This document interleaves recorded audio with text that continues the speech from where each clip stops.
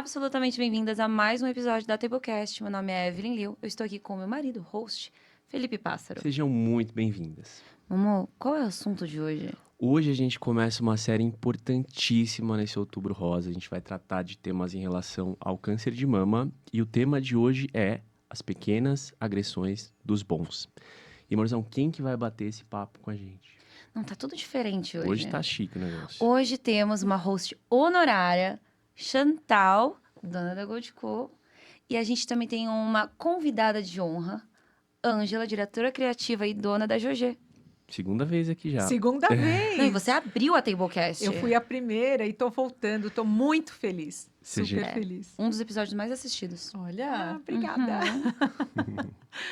E comecemos, Ângela. A gente quer saber a sua história. Porque é 3 contra 1 hoje. Então, Bom, gente, a minha história com o câncer de mama, ela é uma história que eu acho que ela é boa, porque a gente vive falando de prevenção, de como é importante. E eu já sabia que tinha uma coisa esquisita na mama, então já era o 3º ano que eu fazia exames a cada 6 meses. Por quê? Porque um tumor, a não ser que ele seja um tumor muito agressivo, ele tem um tempo embrionário que ele aparece ali até ele crescer. Então, aquilo podia ser nada, podia ser alguma coisa, então fazer exames a cada 6 meses. O que já gera uma preocupação. Por quê? Porque a Organização Mundial da Saúde conta pra gente que nós temos 40 mamografias com segurança ao longo da vida. Ora bolas. Então, se uma mulher começa aos 40, ela termina aos 80 e ela, por conta da radiação, ela tá bem. Mas espera um pouquinho, se eu já estou fazendo a cada 6 meses, eu estou gastando esse meu crédito. Então, claro que isso já vai trazendo algumas dúvidas, mas enfim. E aí, um dia, o BIHARDS, o BIHARDS é um número que existe na nossa mamografia. Então, hoje, também, pela escola americana, eu acho que eles classificam, acho que com -1, por conta de processos, mas no meu tempo era 0, era nada, 1, 2, 3, 4, 5. E um dia, desses 6 meses, eu abri o exame e era 4. Então, ele dobrou, ele foi de 2 para 4. Então, naquele momento, eu sabia que eu estava com câncer. E como foi a sensação? Eu sempre tenho tanto cuidado para contar isso, porque eu não fui um bom exemplo. Então, eu não sou uma... O que eu fiz, ninguém deveria ter feito, ninguém deve fazer. Mas o que aconteceu? Eu sempre faço os meus exames no mês de novembro. Porque é um jeito de eu não esquecer, de eu saber que novembro é sempre o mês de fazer o check-up, estava tudo certo. Esse ano eu atrasei. Eu fui fazer o exame, já era perto do dia 10 de dezembro. Nem me lembro por que razão, mas enfim, atrasei. O Natal era na minha casa e o Réveillon era na minha casa. E assim, tinham no Natal 32 pessoas e tinham 25 pessoas no Réveillon. Meu Deus. Eu abri esse exame, era dia, acho que 19 de dezembro, Bem 18 pertinho. ou 19. E eu falei, bom, não há o que ser feito.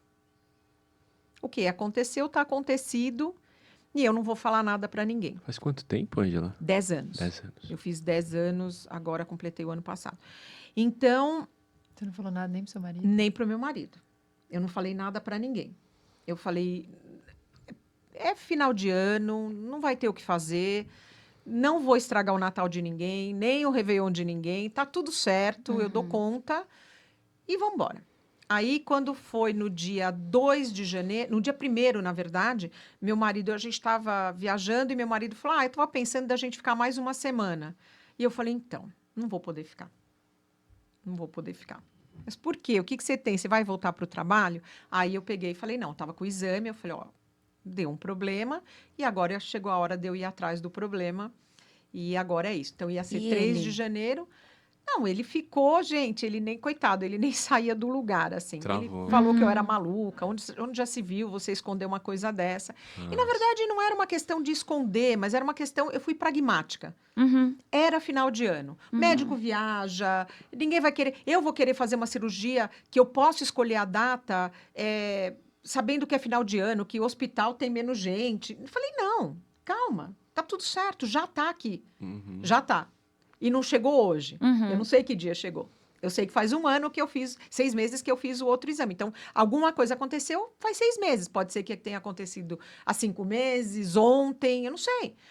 E aí fui, aí eu fiz a primeira biópsia e estava aguardando o resultado dessa primeira biópsia. O médico liga para mim à noite e diz assim: o que você está fazendo? Eu falei, por causa que eu perguntei, meu filho, o que alguém faz à noite? Janta, né?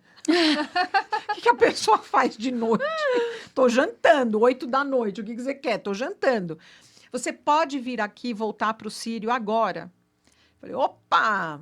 Médico Eita. ligando, chamando para ir agora, boa coisa não é. Na hora do jantar ainda, Na né? hora do jantar, eu falei, há alguma coisa que eu deva saber antes de chegar?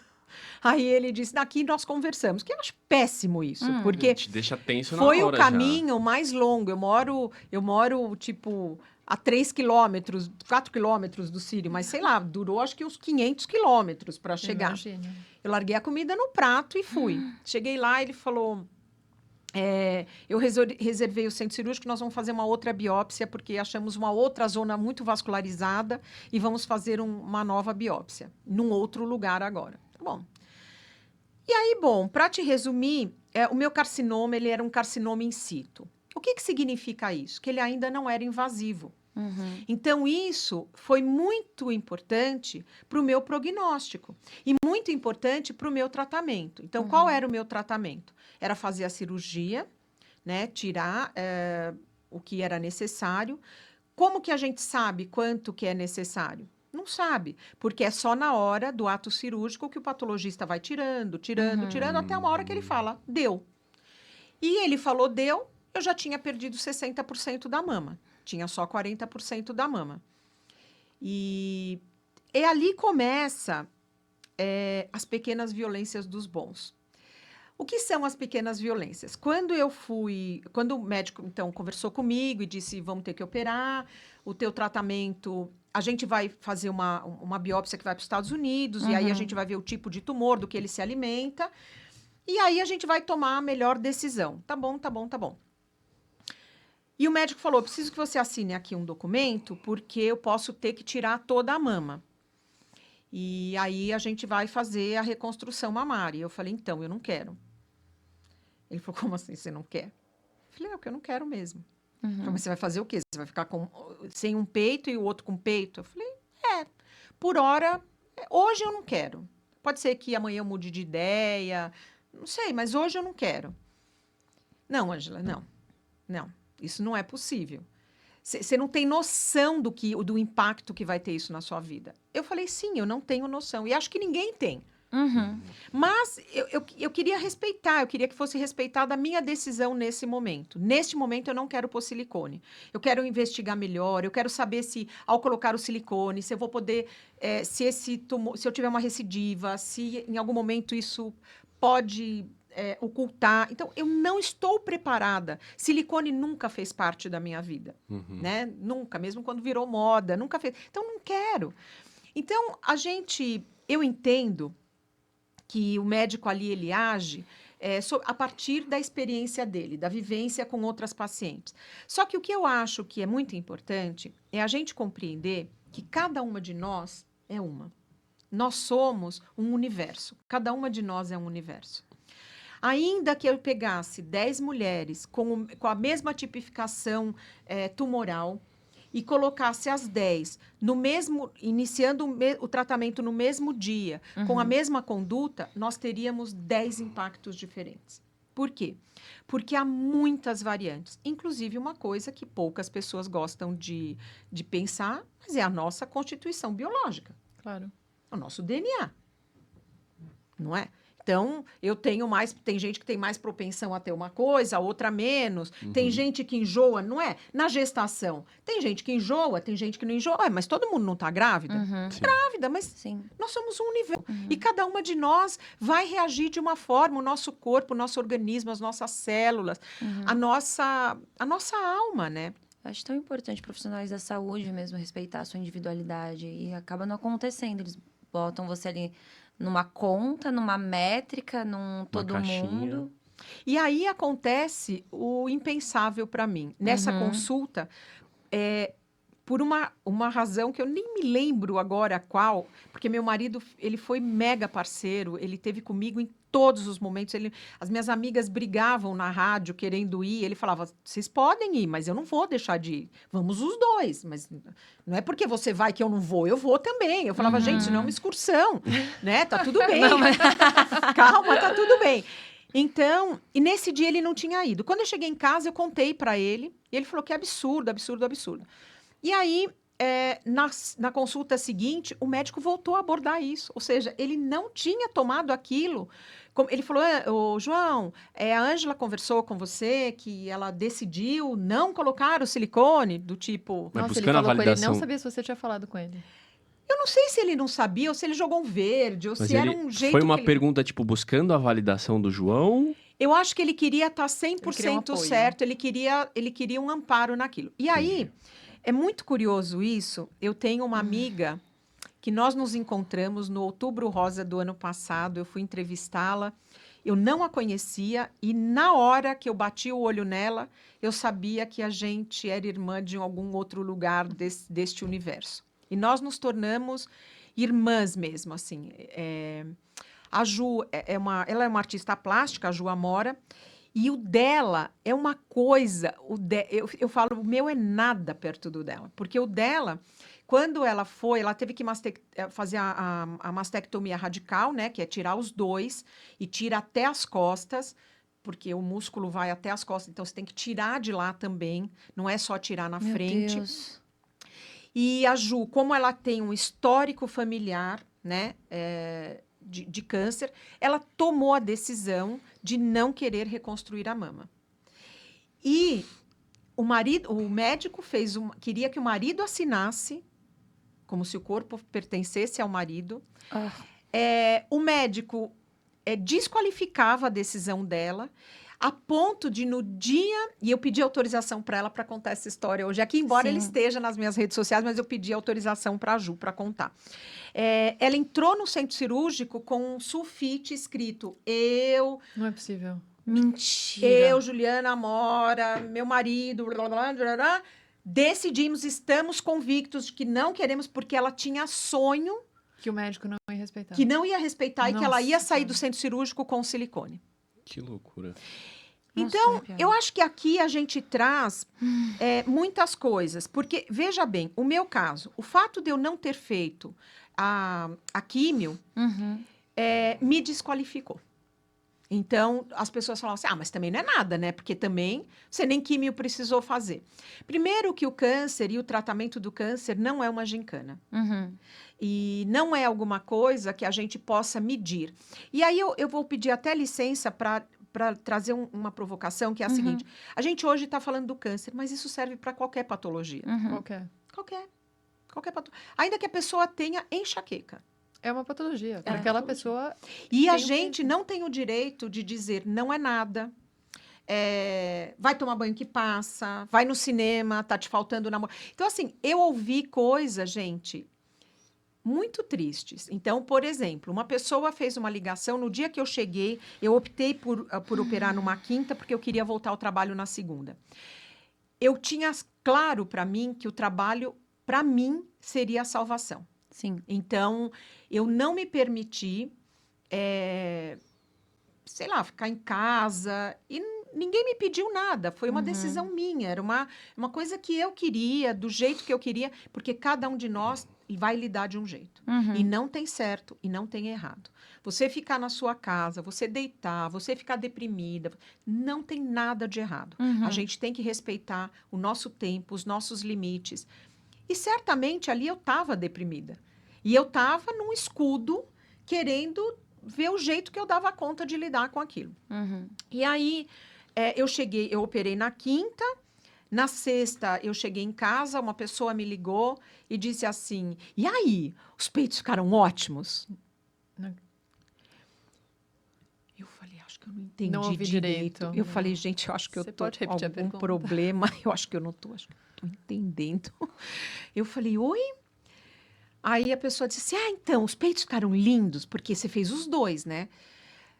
Ai, o João gostou? Oi? Não é possível. Ai, meu Deus do céu. Oi? Eu não sabia. Gente, olha que eu sou Áries, Sagitário. Eu sou praticamente o capeta. Gente, somos irmãs. Somos irmãs. Áries, Sagitário. Praticamente o Não, capeta. ou praticamente não, você tá sendo Sim, educada. sim, somos, vai. Temos que Calma, admitir. você ainda tava meio anestesiada, porque você queria passar pelo telefone. Eu falei, ó, então, deixa eu te contar. Nossa. Eu nem sei o que sobrou do meu peito, porque eu ainda tô toda enfaixada, porque a gente sai, são muitos drenos e tudo enfaixado. Eu fui ver o que tinha restado uma semana depois. Uma semana não, 5 dias depois. Eu sabia, porque o médico conversou comigo, ele falou, eu tive que tirar 60% da mama, estava mais extenso, assim, o patologista quis mais do que eu imaginava, e tudo certo, estava tudo certo. Uhum.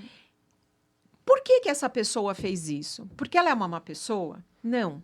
Essa pessoa fez isso porque eu acho que cada um de nós tem um mecanismo de defesa para tentar lidar com aquilo que a gente não dá conta. A parte isso, a gente também. Todos nós somos feitos de sombra e luz, então acho que tem também uma sombra da pessoa. E porque também a gente quer ter opinião sobre tudo, né? Uhum. Ainda mais a gente vive uma era que todo mundo quer ter opinião. Então, assim, não importa que eu não entenda nada de ser humano, não importa que eu quero dar opinião, todo mundo quer dar Esquece opinião. que tem a opção de dizer, não sei o que dizer. Existe essa opção. Você E poderia essa falar é a assim, melhor. não sei o que dizer. É melhor. Essa é a Às melhor. vezes, ainda mais momentos de dor, assim, né? Essa é a melhor. Essa é a melhor. Então, ao longo do processo, e aí é muito curioso isso, porque eu tinha uma dedicação ao câncer de mama, já a Jogê faz coisas, eu faço casulo para mulheres que mastectomizaram, eu peço que elas não comprem sutiãs novos, que elas tragam aquele bem velhinho, não precisa ser da marca Jogê ou da marca que ela tiver, mas que seja, sabe aquele sapatinho usado? Confortável. Confortável. Por quê? Porque as cicatrizes ficam muito sensíveis. 10 anos depois, eu ainda sinto dor. E a casa do ferreiro, o espeto é de pau, porque eu quase nunca consigo usar sutiã. De dor, porque eu fiquei com as necroses da rádio. Então, e é uma coisa que não adianta, eu não tenho o que fazer. É o que é e vamos embora. Então, e eu já fazia isso a gente faz tem 20 e tantos anos. Uhum. E aí foi uma coisa que eu comecei a entender na pele o que acontecia, o que as mulheres passavam. A partir disso, por alguma razão, eu comecei a escrever as pequenas violências. Então, o que são essas pequenas violências? O que vocês acham que pode ser uma pequena violência? Eu queria ouvir vocês. Eu acho que uma pequena violência que as pessoas podem ter, e eu aprendi essa conversando com uma pessoa que passou por uma situação parecida, é as pessoas querendo forçar a pessoa a ficar bem, sabe? Isso. Meu, não come isso aqui que você vai ficar bem, não sei o que, não sei o que. Meu, deixa a pessoa perguntar, o que você quer que eu faça? Tem Isso. alguma coisa que você quer que eu faça? E isso serve para tudo, Pra Felipe. tudo. Eu acho que não é só por câncer de mama, é qualquer coisa. Eu tenho uma coisa, e eu tenho falado muito isso no Outubro Rosa, né? Quando eu participo desses negócios, porque a gente precisa aprender a dizer para as pessoas que estão doentes o seguinte: eu estou aqui. Esse é o melhor remédio e a melhor fala. Uhum. E eu falo para as minhas amigas, eu estou aqui. Quando elas passam por um problema, eu falo, eu estou aqui. O que você precisar? Quer que eu leve o cachorro na pet shop? Quer que eu vá no supermercado? Quer que eu passe sua roupa? Quer que eu vá com você ao médico? Quer sentar num boteco para a gente beber até cair? O que você quiser, Uhum. Eu faço. eu tô junto. Então, Não tem hora, você pode me chamar de noite, de madrugada, de manhã. Aonde eu estiver, a partir de agora, enquanto você estiver em tratamento, você é minha prioridade. uhum. E eu tive essa sorte. Eu tive uma amiga, e eu falo sempre muito dela, a Cléo de Pares, ela é uma atriz. E a Cléo, ela teve comigo de uma maneira absurda. E a imagem que eu guardo, porque no dia da rádio, da última rádio, eu faço aniversário em abril. Uhum. E ia entrar, a última rádio, eu fiz 28 sessões, ia acabar acontecendo, ia ser no dia do meu aniversário. Aí o médico o radiologista me chamou e disse assim, nós conversamos e a gente quer te dar um presente. Eu falei, mesmo? Eu falei, que presente? Ele falou, nós vamos te atender num sábado para você não fazer a última rádio no dia do seu aniversário. Ah. A gente queria você no dia do teu aniversário livre do tratamento. Aí eu falei, ai, gente, jura mesmo? Ai, mas tudo bem, eu posso, não vai ser dolorido para mim, tá tudo certo. Não, a gente quer te dar esse presente, aceite. Então eu fui fazer no Sírio, num sábado, a rádio, para poder entrar pro meu aniversário, que é no dia 3, eu não estar na rádio. E aí, quando eu saí da rádio, lá estava ela com lírio branco, plantado, uma chuva, chovia, uma coisa, uma garoa, um frio, que em abril, março, não é típico, mas um frio, e eu nunca me esqueço disso. Então, é muito importante, eu vou contar para vocês. Quem aqui nunca ouviu dizer assim? Você sabe, né, porque que você teve câncer, né? Você sabe? Ah, eu adoro dizer que é O porque a pessoa... emocional, né? Não, que a pessoa mereceu, que é castigo. Né, o pior, você sabe o que é? Porque a Qual? pessoa não chega nem aí. É porque você guarda mágoas. Eu não tenho mágoa de nada. Eu sou uma pessoa Eu nunca que vi uma pessoa que mais joga pra fora. eu Mas jogo. fala. Minha filha, mágoa, mas é ruim, hein? De jeito nenhum. Olha que violência. Ao dizer isso, a pessoa, não sei, ela quer agir como a mãe de Iná, não sei, ela quer ter uma experiência extrasensorial, não sei o que ela quer com essa fala. Mas olha o que você está dizendo. Você está responsabilizando a vítima pela sua chaga. É muito cruel. É muito, É muito cruel. É muito cruel. Muito. É muito cruel. É eu dizer para uma pessoa que não enxerga que ela é culpada por ela não enxergar. É dizer a uma pessoa que nasceu com qualquer deficiência que ela é culpada por aquilo. Então, essa é uma violência. Outra violência que é assim. Olha, eu vou te contar. Eu conheci uma pessoa que teve igualzinho você teve. Mas faleceu já, né? Morreu, acabou morrendo, morreu. Mas é igualzinho. Mas é igual, foi idêntico. Sabe?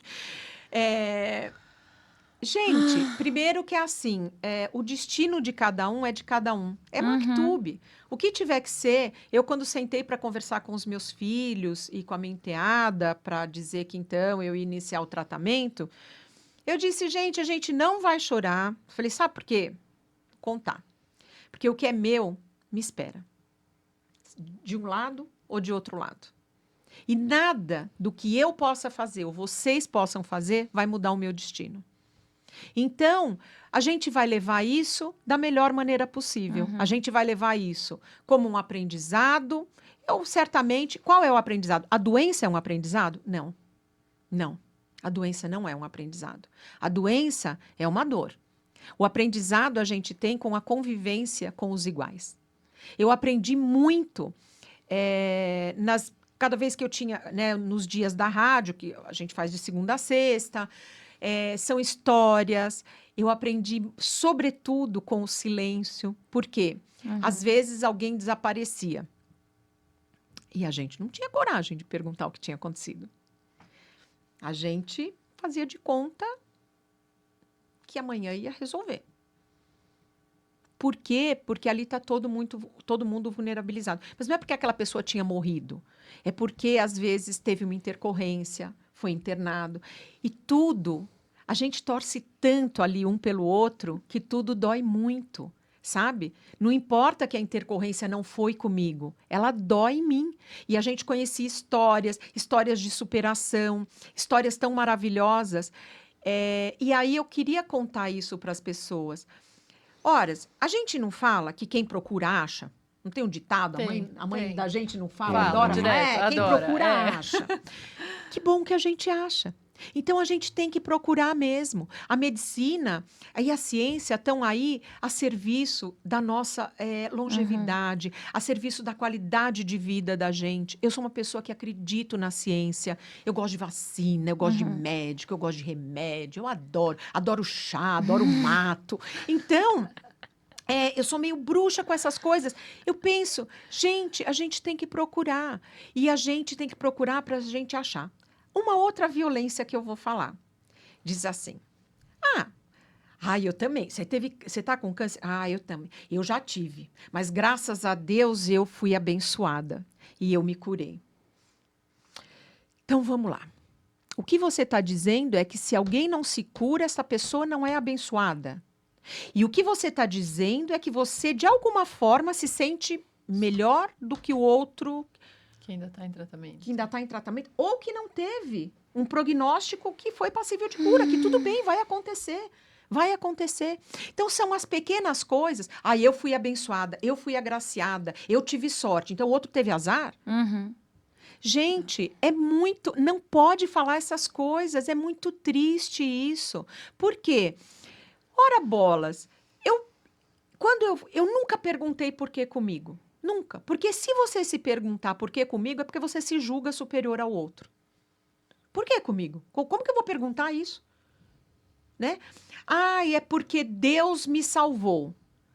Deus, seja qual for a sua crença, Deus é o sagrado que habita em cada um de nós, não importa qual seja a sua religião. E Deus, seja ele de qual religião for, ele sempre será alguém bondoso, generoso, um corpo de amor, um corpo de acolhimento. Uhum. Se Deus pudesse, ele salvaria todos nós. Você acha que Deus é conivente com uma criança que está agora num hospital com câncer, com 2 anos de idade, sendo submetida a todo tipo de tratamento, sem entender nada, e essa criança vai a óbito? Você acha o quê? Que é castigo de Deus? Não existe isso, gente, pelo amor de Deus. Né? O sagrado da gente, ele precisa ser mantido com dignidade, com entendimento. É o destino da gente. Uhum. É o destino, cada um tem o destino. E a gente vai levar Deus à parte, estar vivo ou morto, porque Deus é uma coisa que nos habita. Uhum. Não é uma coisa, não é uma experiência sensorial que eu pego hoje e amanhã eu descarto. Uhum. E não é, o meu Deus nunca será maior do que o Deus de ninguém. Uhum. Todo sagrado, ele é sagrado. Para mim, qual que seja a religião da pessoa, Deus é Deus. E nessa de superioridade, nessa mesma violência que você falou, eu fiquei pensando das pessoas que querem competir, né? Ah, Quem você sofreu mais? no meu Como se fosse caso, uma gincana. muito pior. No meu caso. Então, você pode ficar tranquila, porque se você estivesse na minha pele, eu A acho. pele do outro a gente nunca vai habitar. Não. Nunca. Por mais que a gente esteja entregue à empatia, no máximo, eu posso imaginar o que você sente a partir da minha construção. Uhum. Mas a minha construção não é a sua construção, não é? Uhum. Então, eu sempre penso, e quando chega agora, né, no Outubro Rosa, eu tenho uma inquietude com isso, porque o que todo mundo faz? Todo mundo quer chancelar. Uhum. Então, eu sou a favor do Outubro Rosa. A favor do quê? Uhum. Porque eu, por exemplo, eu cansei já de ir com mulheres no Pérola Byton, porque eu faço isso. Agora não é mais Pérola Byton, que ele encerrou as atividades, porque passou para o Instituto da Mulher, para o Hospital da Mulher, que é ali na Luz. E eu vou. Não tem quem vai com você? Eu vou. Quem quer que seja, um funcionário, uma pessoa que eu não conheço, eu estou disposta e eu vou. Já fui para a fila às 4 horas da manhã, já fiquei lá. E ali a gente ouve todo tipo de história. Por quê? Porque é um serviço que ele está direcionado ao SUS, né? Uhum. E muitas vezes aquela pessoa ela está sozinha. E ela está sozinha por quê? Porque ela não tem família? Ela tem, mas todo mundo precisa trabalhar. Uhum. Porque o chefe não vai deixar faltar. Porque o chefe não vai ter essa compreensão.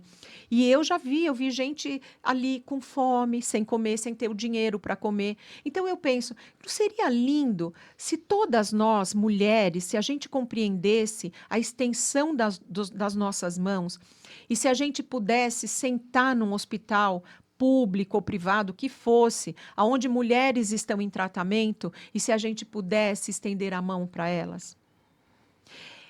Eu fico pensando o que de fato a gente faz umas pelas outras. Uhum. E se a gente parar para pensar, a gente não faz nada. E a gente deveria fazer. A gente precisa lembrar as mulheres que estão ao nosso redor de fazerem exames. Olha, você sabe que eu já encontrei gente, porque eu fico parecendo fiscal. Tem gente que fala assim, eu já ouvi, tá, gente? Verdade. Eu não faço mesmo. Deus me livre de achar alguma coisa. Não quero nem fazer, não vou fazer. Não faço exame, não quero. Meu ginecologista já falou, não faço. Não, mas é pelo contrário, é fazendo o que a gente acha. Olha, eu sou a prova viva de que quando a gente procura, a gente acha, e se a gente acha, a gente trata. Uhum. As tem que possibilidades tratar, de as tratamento possibilidades são melhores. aumentam, assim, exponencialmente. Vamos fazer. E do procurar achar, que aí eu, Felipe e a Chantal ficamos curiosos em relação à parte dos meninos. De eles nem procurarem. Os números, eu não tenho todos de cabeça aqui, mas alguns são frescos para mim. O INCA, que é o Instituto, né, Nacional de Controle do Câncer, tem a última publicação de todos os cânceres que a gente aqui no Brasil, acho que são 72 ou 73 mil casos novos por ano de câncer de mama. Com uma característica que me chama muita atenção, que é mulheres mais jovens. Antes a gente tinha mulheres, tanto que a gente começava a fazer mamografia aos 40, Sim. né? A Sociedade Americana de Câncer, agora, por uma questão política com os planos de saúde americanos, né, com os healthcare, elas fazem aos 50 anos. Só que no Brasil, a gente já tem a indicação que o correto seria começar a fazer aos 30. Por quê? Porque o número cresceu exponencialmente. E aí, desse número, 1% serão de homens. Mas a gente não tem políticas públicas para falar com esses homens a respeito do câncer de mama. A gente não tem políticas sociais, não existe o outubro azul para o homem. Não tem. Não, mas acho que eu nem sabia, você Eu não sabia? sabia. Eu acho que eu já tinha ouvido histórias de homens que têm... Mas assim, é uma coisa 1%. tão isolada que eu Raro, não né? sabia. É tão raro que eu não achei que fosse uma estatística já. E a gente tava comentando antes, né? O problema é que, apesar de ser 1% dos casos serem homens, a taxa de mortalidade acaba sendo maior, porque provavelmente Eles não não tem Porque não prevenção, olham, não tem nada. nem sabem. Descobre quando já Mas tá quem ruim, que né? teria que olhar isso no homem? Então, eu penso Urologista? que o urologista deveria ver isso, o clínico, porque todo mundo faz check-up uma vez por ano lá, as pessoas de uma deveria. idade. Então, o médico deveria, no mínimo, apalpar. Mas você entende? Nós temos um ginecologista, Sim, nós mulheres. especializado. E a gente vai, ele apalpa. Toda vez que a gente vai ao ginecologista, Sim. não apalpa a mama? Toda Sim, vez. A gente apalpa. vai sabendo que isso vai acontecer. A gente vai já sabendo que isso Sim. é uma coisa. O homem não. Não. Não. Então, com o que a gente se preocupa? Com a próstata. Então, Sim. O exame de próstata, o câncer de próstata. acho que nem é abordado, mas em algum médico já falaram, deixa eu dar uma olhadinha. Não. Não te então, apalparam. É que eu acho que, Não. porque como é 1%... Não, só o estômago. Normalmente eles Sim, vêm na não. barriga, não vem? Não viram nada, assim. Eu já fui urologista fazer meus exames, assim, de check-ups. E, né, Até de toda a ultrassom, parte. E nunca, a parte de mama nunca é tocada, É nem só ultrassom. abdômen. É, abdômen, o órgão mesmo, o progenitor, né? Mas a mama não. Então, a gente vê que, tudo bem, e talvez seja porque eles considerem 1% uma coisa pequena, Pode ser. mas a gente precisava olhar para isso de um outro jeito. E a gente pensar que a gente, eu penso muito nisso, sabe, gente? Nós estamos sentados aqui nesta mesa, nós somos pessoas privilegiadas. A gente tem uma pessoa que tem um plano de saúde, ela tem, às vezes, uma condição maior. E veja, o SUS é maravilhoso, maravilhoso. Eu acompanho pessoas em tratamento no SUS, até porque de vez em quando eu vou e brigo com o médico, tá, gente? Precisava contar essa parte. Eu entro quando... Pelo lado Ariana. Não, porque me chamam. Tem uma rede mesmo. Me chamam, Ângela. Legal. Vem Tem cá me uma ajudar. pessoa. Normalmente é assim, ó. Tem uma pessoa, ela está nesse estágio do tratamento. Eu conheci ela e ela está sofrendo tal violência. E eu vou. Linda, maravilhosa, de terno, de joia, linda. que é Poderosa. poderosa. E vou para brigar. E vou para reivindicar os direitos daquela mulher. Porque as violências, elas acontecem em todas as esferas. Tem um dado que é um dado muito triste. 81% das mulheres são largadas, são abandonadas por Pelos seus seus parceiros maridos. no Isso primeiro eu ouvi ano de falar tratamento. também. Que Então, horrível. isso é muito caótico. Muito caótico. É muito caótico. Essa é uma Por quê? grande violência, E né? o contrário? Eu nem sei se dos Vocês bons. têm noção do percentual ao zero. contrário? Não é 0, mas o percentual não chega a 6%. Eu imagino. Entendeu? Não, mas Então, Da é mulher em relação ao homem com qualquer tipo Isso. de câncer. é uma desproporção. Essa desproporção em si já é uma violência. Sim. É uma violência. É uma por grande, quê? né? Essa não é nem pequena, né? Não, é uma violência latente. E eu já vivi isso, gente. Eu tive uma funcionária que ela... Ai, que ela... susto, achei que você tava falando do João. Eu já ia ligar pra ele. Meu Deus. O João fez o quê? Ela tinha... Enfim, ela foi diagnosticada com câncer muito tardiamente, tudo. Então, um tratamento bastante difícil. E aí, eu não consigo não me envolver. Então, eu ia com ela em tratamento, eu e o gerente do RH. A gente ia, ele foi um grande parceiro meu nessa luta. E um dia, ela pegou e disse, ela contou pra gente, na fila do SUS, gente ali... 5:30 da manhã, e aí ela conta que ela achava que o casamento dela tinha acabado. E eu falei, de jeito nenhum, amiga. De onde você tirou isso?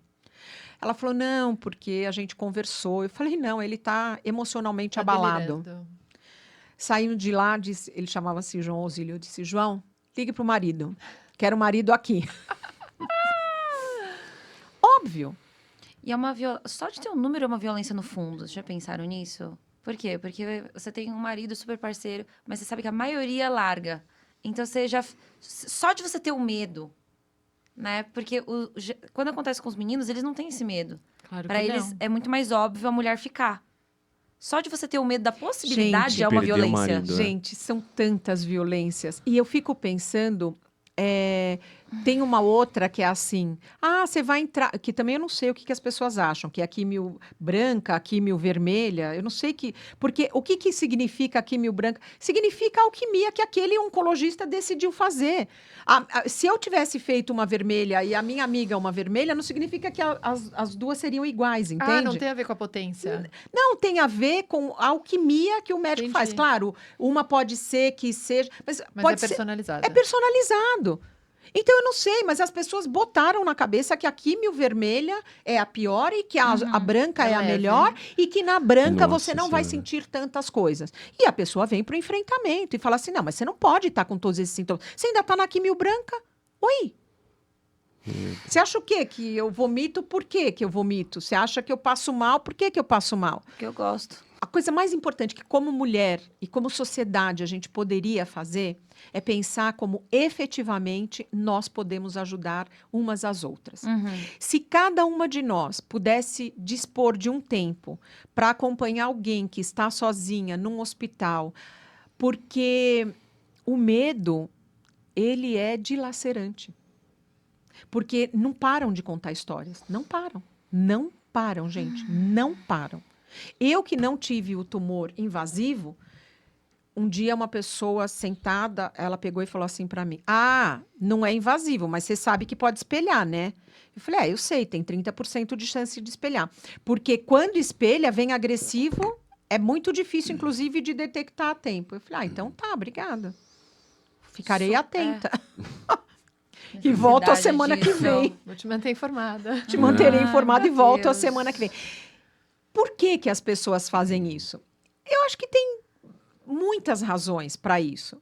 Mas, fundamentalmente, se a gente compreender que a gente pode fazer diferente e que nós podemos ser fiscais para que essas violências não aconteçam, a gente já ajuda muito quem está passando, seja por qual tratamento for, do câncer ou não do câncer, qualquer que seja o tratamento. E entender que a palavra ela tem muito poder. Sim. E uma coisa que a gente fala, às vezes a gente não se dá muita conta, mas interfere tão negativamente na vida do outro, que para que fazer isso, né? Para que dizer isso? Então, eu acho que se a gente tivesse que pensar numa palavra mágica para ajudar, é sempre dizer. Dizer e se dispor a estar presente, a estar aqui.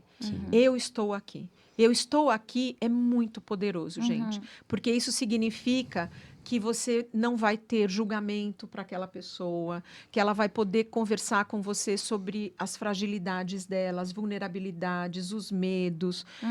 Às vezes, essa mulher ela não quer conversar com o seu parceiro porque ela acha que vai vulnerabilizar ele e ela acha que a família já está vulnerabilizada demais.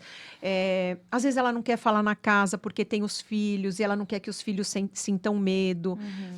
Porque a gente foi criada para cuidar, né? A mulher, socialmente, a gente dá uma bonequinha para a gente, né? Quando a gente é pequena, criança.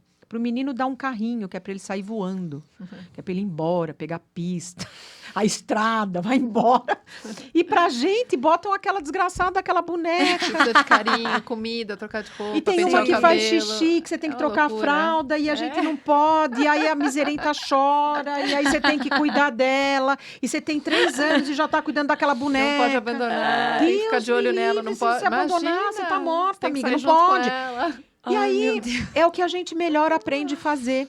E aí também tem uma outra dor. A gente cuida tanto e a gente não aprende a ser cuidada, Uhum. E às vezes nem aceita ser cuidada. porque a gente não sabe. Uhum. A gente tem medo, o ser humano tem medo de tudo que desconhece. Uhum. Se a gente cuidou tanto, talvez tenha sobrado pouco espaço para a gente ser cuidada. Uhum. Porque ensinaram para a gente que a gente tinha que ser forte. Uhum. A gente tem que ser forte. Se você é mãe, aí você tem que virar leoa. Aí nunca mais, amiga. Aí esquece, hein? Se você já não podia solteira com filho, então agora você não pode de jeito nenhum, entendeu? Não, mas é desconcertante. Quando você não tá acostumada, você recebe ajuda. Porque o Felipe foi a primeira pessoa que eu aceitei ajuda da minha vida. Eu tenho dificuldade de aceitar até hoje. Quantas vezes o meu marido fala para mim, não, deixa que eu faço. Eu falo, não. Uhum. Não. E muito porque eu venho de uma família de mulheres muito empoderadas e a ajuda, ela soava como uma dívida, Uhum. sabe? Se você está me ajudando, eu vou ficar devendo para você. Uhum. Então, como eu não quero dever para ninguém, não preciso da ajuda de ninguém. Sim. Deixa que eu toco, eu boto a escola de samba na avenida. Minha mãe me ensinou como se fosse incapacitante também. Mas é, Se você aceitar ajuda, você Ser vai ser incapaz. mais fraca. Incapaz. Vai te tornar mais inútil, vai te tornar mais fraca. Então você tem que dar conta de tudo sempre para se manter forte. E olha que triste é quando a gente está vulnerável, né? Uhum. Eu tinha dias que uma das coisas que eu esqueci de que era importante eu contar para vocês, o fato de eu não ter feito a químio era invalidado. Os meus sentimentos, eles eram invalidados. Porque assim, o que você está reclamando? Nem químio você fez. Mas peraí, invalidados por quem? Por pessoas diversas, assim. E é engraçado, porque isso vinha de muitos lugares. É mesmo? Isso vinha da família, veio de uma profissional da saúde, isso veio de conversa, assim, sabe, em roda, que você está com Almoço. amigos, almoço. Então, é um negócio quase... É uma constelação, assim, ele vai caem estrelas, assim, do céu, entendeu? Uhum. São pequenas coisas, ao ponto que chegou um momento que eu não tinha mais coragem de dizer para as pessoas que eu tinha feito o tratamento, porque parecia que eu estava me apropriando indevidamente de alguma coisa. E aí, isso só melhorou para mim quando eu conversei, e foi numa conversa minha com a Ju e com a Isa, que são 2 amigas muito queridas. Teve aqui. A Isa é uma graça. A Isa, né, que teve Teve com aqui, você, que elas que fizeram químio e tudo, elas me acolheram e disseram, Uhum. não, o fato de você não ter feito a químio não pode invalidar o que você sentiu. E eu invalidava. Eu já tinha vergonha. Gente, eu não estou falando, eu estou falando, juro por Deus, eu tinha vergonha. Eu falava, alguém falava, eu tive câncer, eu falava, eu não vou falar, porque ela fez químio, eu não fiz, nossa, não vou nem falar, não vou nem falar. E eu senti, e foi curioso, porque o processo do tratamento, eu fiquei nos 5 anos, né, da remissão. Quando foi no 5º ano, 2 meses antes de eu completar a remissão, tive um outro problema na mama. Fui para o centro cirúrgico com o médico dizendo para mim que meu prognóstico não era nada bom, que ele nem ia dar tempo de fazer biópsia, que ele ia fazer biópsia só no ato cirúrgico, para eu não perder mais 10 dias, e que a chance é que eu teria que mastectomizar. O jeito que foi falado, eu juro para vocês, gente, meu marido não conseguia levantar da cadeira. Eu que falei para ele, vamos. Consulta acabou. Acabou, vem. E ele olhando, quando chegou no estacionamento, ele começou a chorar. E eu falei, por que você está chorando? Ele falou assim, olha o que aconteceu, o que que... Eu falei, ele é um idiota. Eu falei, deixa ele. Eu falei, isso aqui, vamos embora, eu vou operar, isso aqui não vai... Vamos embora. Porque são as violências. O médico não tem um jeito de conversar. Tem gente que tem gente que não tem. Uhum. Eu tive muita sorte. Eu fiz consultas com um oncologista que eu amo muito, que é o Fernando Maluf. E ele é um médico humanista. Então, isso, para mim, Tem gente que não precisa disso. Eu sou uma pessoa que preciso. Eu prefiro o médico humanista do que o médico muito hypado. Embora ele seja os dois. Eu prefiro, se eu tiver que escolher, eu prefiro o médico humanista. Porque eu acho que na última linha, tudo é muito parecido. Mas o que vai fazer diferença é como você é acolhida, é como você... Como tudo isso será levado. Não sei, mas eu acho que todo profissional da saúde tinha que ser, né? Porque eles estão ali para curar e não para abrir gerar mais mais machucados. Mas faz, né? E você sabe na tua área, quantas nutricionistas não colocam a paciente que já está ali numa luta diária, numa luta que No ela chão. nem sabe. Coloca ali, eu mesma já tive, porque quando eu fui diagnosticada, tem algumas coisas que a gente tem que mudar na alimentação. Então, o açúcar tem que tirar. O açúcar é uma coisa que não é boa, por causa de cicatrização, por causa de algumas coisas. Então, não sei se a pessoa nunca mais vai poder comer, não é isso, mas tem um período que o oncologista pede que você não coma açúcar, né? Que você não consuma e tal. E para mim não era uma questão, mas tinham outras coisas e tal. E eu tive que fazer a nutricionista. Tipo, gente, eu saí da nutricionista e eu falei, gente, eu já estou apavorada. Por que ela está me apavorando mais? Então. Por que ela está me apavorando mais? Aí eu falei pro meu marido, eu não quero mais voltar. Falei, não vou. Aí fui pro médico, falei, não gostei da profissional, não quero mais voltar. Falei, deixa que eu mesma faço a minha dieta. A minha dieta já é super boa, eu já sou uma pessoa que, eu não como nada que esteja em saquinho, eu já sou uma pessoa neurótica, então deixa que eu vou seguir neurótica mesmo, comendo minhas verduras, fazendo meus chás, coisa de xamã, me deixa em paz.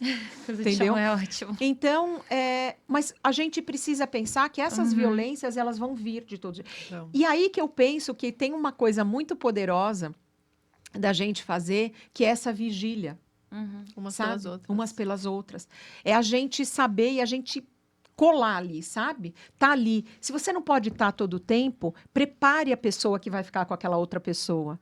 Né? Eu sempre, quando as minhas amigas, as amigas que eu tenho que foram diagnosticadas, eu chamo para uma conversa comigo, eu falo, primeira coisa, não é para ouvir história de ninguém. De ninguém. Cada um é um. A história da Maria não serve para a Fernanda, da Fernanda não serve para a Márcia não serve. Ainda que seja parecido, não serve. A única pessoa que você tem que ouvir na vida, seu médico. O restante é tudo bobagem, é conversa de feira, não é para a gente ficar tendo. Segunda coisa, eu estou aqui. Pro bem, pro mal, a hora que você quiser, de madrugada, quiser que eu lave roupa, eu também sei lavar, eu lavo direitinho, sei passar, passo bem para burro, posso lavar louça, posso ir no médico. Me Tô chame. aqui, tô aqui. Mas você sabe que o que você fala é esquisito, né? Porque eu só descobri que sororidade tipo existia com você. Mas aí a gente descobriu que existe. Aí a gente... Não, então, eu finalmente descobri que existia. Porque assim, antes...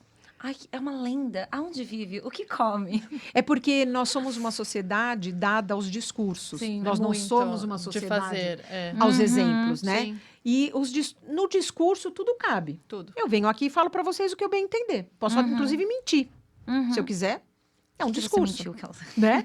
Agora, o exemplo, ele é muito poderoso, porque o Arrasta. exemplo a gente não apaga. Ele foi feito, ele está ali, ele existe. E quando a gente para pensar, quantas mulheres... tem um dado, eu não me lembro agora o percentual, mas era um percentual muito alto. As mulheres vão ao SUS, elas fazem os exames e nunca aparecem para pegar o resultado. Que Medo? doideira. A gente não... Deve ser aquele negócio de quem procura acha, né? Não, ou esquecem, ou não sei o quê. E aí parece que tem alguns lugares tem uma pessoa dedicada a ligar para essas pessoas para fazerem elas voltem. voltarem. Que Elas não Pra dar o voltam, diagnóstico. elas não voltam. Sim, Entende? muito doido. Então, acho que quando a gente pensa nessas pequenas violências, quantas coisas a gente... Eu acho que uma das origens dessas pequenas violências, é até um ponto que a gente estava conversando com uma psicóloga que teve aqui um tempo atrás, é que o ser humano ele tem esse mal de querer levar as coisas pro lado pessoal, pro lado dele. Então, né, por exemplo, se alguém fala que não tá bem perto de você, o primeiro instinto é você ficar desconfortável e querer pegar aquilo para si como se o fato da pessoa não tá bem é por alguma coisa que você fez ou que tá no teu campo de ação. Mas não tá. Aí tem não- pior, né, Felipe? não Tem a leva pro pessoa lado que fala pessoal. assim, ai, Deus me livre, ela falou que não tá bem, quero até sair de perto, vai que isso É. pega em mim. Exato. Tem usando o seu gancho, eu tô pensando no meu exemplo, né? Porque eu não tive câncer de mama, mas eu operei o joelho 5 vezes. Então foram Nossa. várias cirurgias difíceis e tal. E aí toda vez as pessoas sempre me perguntaram, mas o que você fez? E eu acho que tem um pouco, eu acho que tem um pouquinho disso de querer entender. Ah, deixa eu ver o que ela fez Pra eu culpar. Não é nem pra. Acho que tem um pouco de eu culpar, mas não é nem disso, assim, pra eu evitar.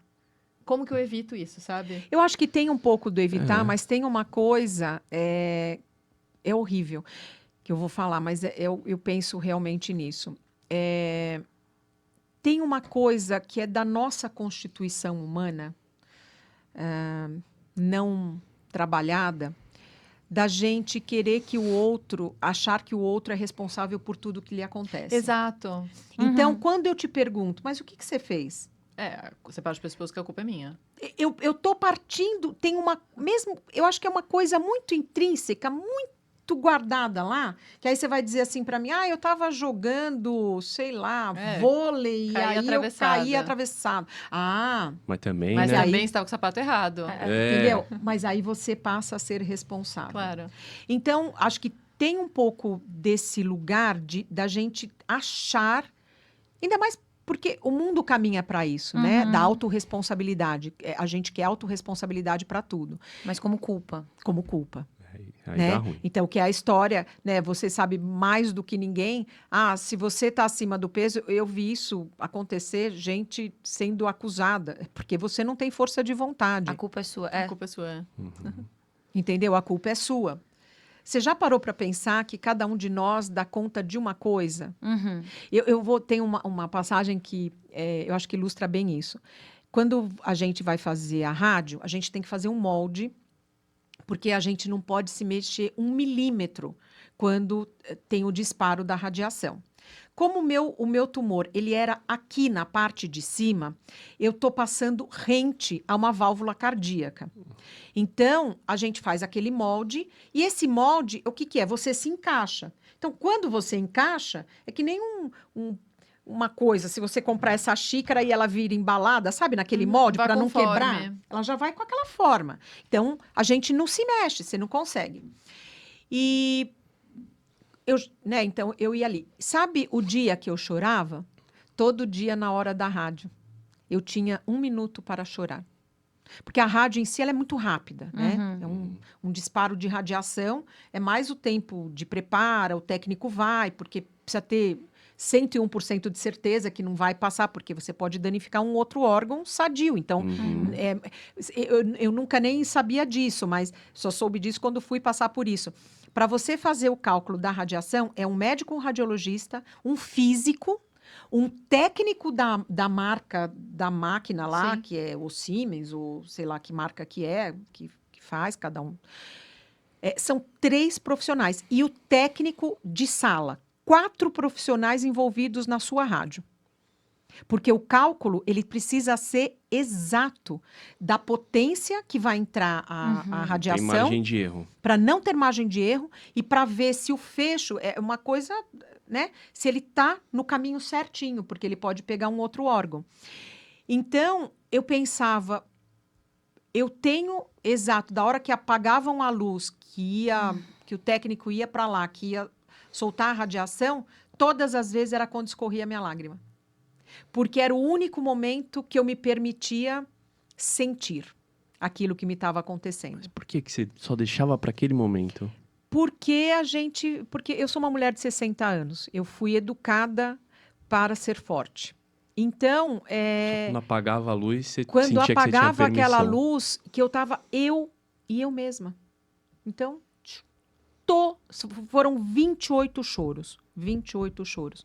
E aí, choros, eu falo, gente, nem é choro, né? Porque Uma foi uma lágrima. lágrima, né? Nem é choro. Aí teve um dia que com essa minha amiga, eu já tinha terminado a rádio, eu fui para casa dela, ela estava em cartaz, e aí eu tinha ido assisti-la no teatro, e aí no dia seguinte eu fui para casa dela. E aí eu chorei. Ela falou, por que você está chorando? Eu não sei, eu quero chorar. Sei lá porque eu estou Tá chorando. aqui, quer sair. Vou lavar as escadarias aqui, vou lavar. Então, é muito importante a gente entender que mesmo quando aquela pessoa lhe parece muito forte, há uma vulnerabilidade, porque é óbvio que a gente tem que lidar com a finitude, e é a única certeza que a gente tem na vida. Mas ninguém levanta todo dia pensando que vai morrer, né? A gente não fica todo dia pensando, e a gente sabe que vai, um dia vai. Uhum. Agora que dia que é, eu não sei também. Mas a gente não pensa na finitude, a gente pensa na finitude do outro. Quando meu pai morrer, quando minha mãe morrer. A gente pensa muito na ordem das coisas. Na né? ordem. E a gente impõe uma ordem cronológica. Sim. Mas às vezes tem uma inversão, né? E quando inverte, você fala, nossa, mas nem era minha vez na fila, agora eu já tô. E mesmo que pensar na finitude, ela já balança as suas estruturas. Mas você vai falar assim, mas é incoerente isso, porque se a gente sabe que a finitude nos é inerente, por que que a gente... Sim, mas a gente não pensa, quando você tem um diagnóstico, seja ele qual for, Palpável, né? chegou, você está ali. Eu me lembro, eu acompanhando o tratamento da Preta Gil, né, ali olhando, e ela me emocionava profundamente, profundamente. E ali eu também via a maldade das pessoas, né? Como as pessoas se tornaram más, como sociedade a gente adoeceu, como ser humano a gente se empobreceu. Era uma mulher, um ser humano lindo, que só tinha amor, lutando para viver. Mesmo, e eu acho que ela tinha convicção de que, que a reta final tinha chego, sabe? Mas ela lutou, e lutar é um direito. É um direito de cada pessoa. Cada um vai lutar o tempo que quiser e o tempo que der conta. E também a gente não tem que colocar isso, sabe? Como uma espada. Sim. Do tipo, ai, será que vale a pena essa luta? Oi? A luta não é sua. A luta não é sua. A luta é daquela pessoa, a luta é minha. Quem tem que dizer aonde eu vou e até onde, como eu vou, sou eu. Ninguém pode dizer isso por mim. E se eu desistir, também é um É direito isso que eu meu. ia falar também, é o direito de falar, eu não quero mais lutar. Mas às vezes, como você vai parar de lutar? Você É tem fraca? de lutar. Especialmente em momentos assim, a gente precisa trocar o julgamento por solidariedade, né? Por solidariedade. A gente É precisa... o eu tô aqui. Eu tô aqui. E o que você decidiu? Vamos juntos, vamos lá. É É isso. respeitar, né? Entender Cansou. que é a vontade do outro, não a sua, né? A nossa vontade sobre não o pode se outro. sobrepor, Não mas ela se se sobrepõe sobrepõe. o tempo inteiro. Eu passei muito. Meu pai ficou em coma durante 3 anos e um dia o médico me chamou e disse assim: só de UTI foram 17 meses. Então, e eu sou filha única. E o médico um dia me chamou e falou assim: Ângela, nós tivemos uma junta médica ontem aqui e nós estamos preocupados com você. Falei, comigo? Por quê? Falei, se preocupem com meu pai. Aí ele dizia, um médico maravilhoso, doutor Johannes, maravilhoso. E aí ele disse assim para mim, porque você tem uma relação simbiótica com o seu pai. Eu falei, vá. Jura? Falei, deixa eu te contar, amigo, não sei como vou te dar essa notícia. Ele ficou cego na queda, ele não fala, ele está em coma, e eu tenho que aprender a ler os sinais dele. Então, eu sei que se ele franze o senho, é porque ele está com dor. Eu sei que quando ele me olha de um jeito, eu sei que ele quer virar. Eu sei, nós somos simbióticos. Eu virei, eu sou a voz dele, eu sou o sentir dele aqui do lado de fora, ele está preso no corpo dele. Então, deixa eu te contar. Sim, é bem simbiótico o negócio. E sabe qual é a solução? Você tem? Porque eu não sei qual é a solução. Eu não vou abandonar meu pai. Você tem uma solução? Porque eu não sei. Mas você precisa viver sua vida, eu vivo. Mas enquanto eu estou com ele e para ele. O período que eu fico aqui na UTI com ele, eu estou com ele para ele, 2 vezes por dia. Eu deixo de almoçar para estar com meu pai. E aqui eu vou ficar. Então, isso é muito importante a gente entender. Eu tinha conversas com meu pai. Eu lia o jornal para o meu pai todos os dias. E todo mundo dizia, Ângela, ele não entende, querida. Eu falava, você tem 100% de certeza que ele não entende? Porque eu não tenho. Eu não tenho. Então, na dúvida, se eu tiver 1% de dúvida, eu vou fazer. E eu vou fazer. Meu pai gostava muito de ler o jornal todos os dias. Eu já sabia as colunas que ele gostava e eu li o jornal para ele. E toda vez eu tinha uma conversa com meu pai. Eu falava, papai, se você, em algum momento, achar que você quer ir, vai. Se você não estiver pronto, eu estou aqui com você. Mas se você decidir ir, saiba que eu vou ficar bem e que eu vou cuidar da minha mãe. pode ficar. Várias vezes ele chorou quando eu falei isso para ele. E todo mundo dizia, não é choro, isso é um reflexo. Eu falava, tá bom, então tudo bem. E tá tudo certo. Tá tudo certo. Eu para mim era o choro, para o médico é o reflexo. E é vida que segue. Mas o que meu pai me ensinou? A respeitar o tempo dele, a respeitar o tempo do outro. Ele demorou 3 anos para partir. Foram os 3 anos. Se ele tivesse durado 20, eu ficaria com ele os 20. Entende?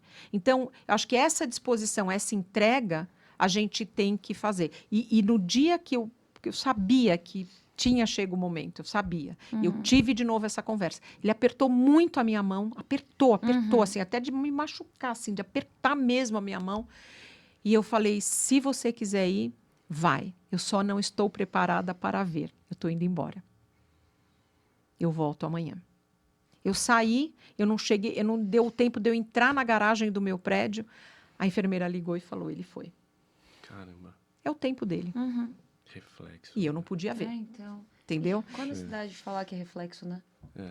Mas eu acho que é o que tá tudo certo também. Tá tudo bem. Então, eu acho que muito do que a gente pode fazer é transformar o outubro. E essa é a minha vontade assim, maior, se eu pudesse ter uma realização na vida. É que a gente transformasse o Outubro Rosa numa rede de solidariedade.